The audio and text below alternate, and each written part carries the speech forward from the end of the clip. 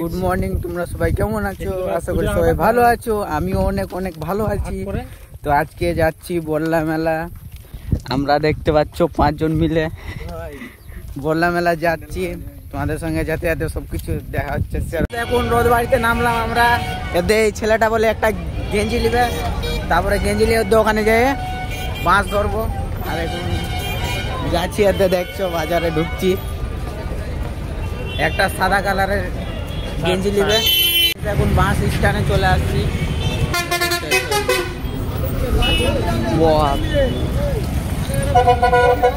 পাইনি, তাই জন্য এখন বাস স্ট্যান্ড চলে আসছি। এই যে দেখতে পাচ্ছ এখানে অনেক বাস আছে। বাস পাইনি, তাই জন্য বাস স্ট্যান্ড চলে আসছি। এই বাসটাতে চড়বো এখন। ওই আরে এই যে এরা সিট পাবে না, দুটা ছেলে, আমরা সিট পেয়ে নিব।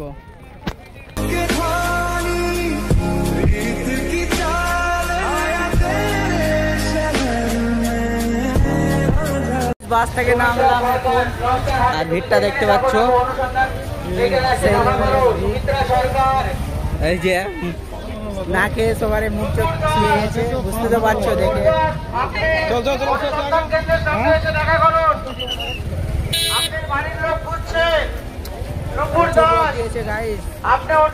গাইস পুকুর খুঁজে পাচ্ছি না, তাই জন্য দেখো কোথায় পা ধুতে আসছি। এটাই কি বলে, টিবল টিবল বলে না? ও টিবল বলে এটাকে। এখানে পা ধুয়ে ধুতে আসছে আর পা ধুয়ে যাবো মন্দিরে। এদিকে আছে মন্দিরটা, বসে তুলিয়ে দিলাম। ইচ্ছা আছে আর মুখ চোখ সব ফুলিয়ে গেছে। আর এই হাঁড়িটা নিলাম 100 টাকা নিলাম, বেশি না 100 টাকা।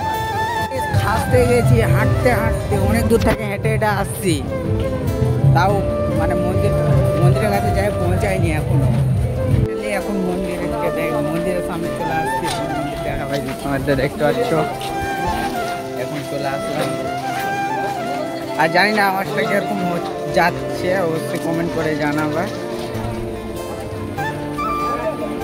প্রচুর ভিড়, আর একদম 45 ডিগ্রি রোদ করেছে।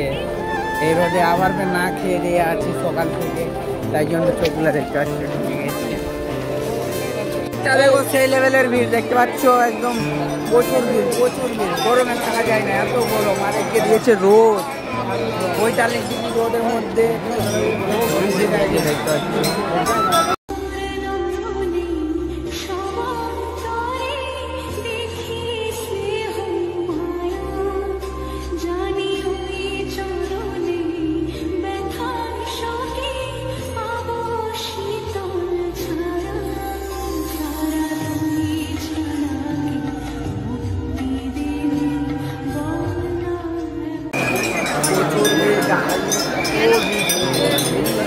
পূজা দেওয়া কমপ্লিট হয়ে গেছে। এখন আসলাম বিরিয়ানি খেতে।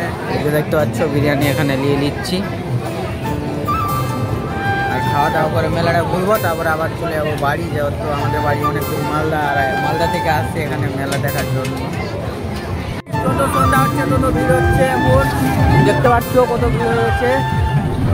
আর একটু ঘুরবো মেলাটা, তারপরে আমরা বাড়ি চলে যাবো, কারণ রাত হয়ে যাচ্ছে।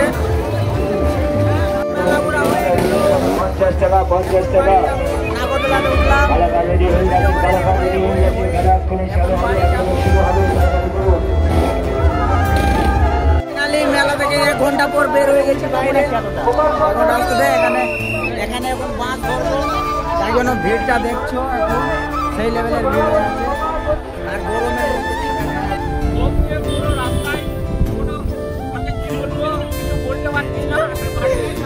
আর গায়ে প্রচুর ঠান্ডা লাগছে, এত হাওয়া দিচ্ছে না, কি বলবো। তোমরা ব্লগটা দেখতে থাকো, তোমাদের সঙ্গে যেতে যেতে সব।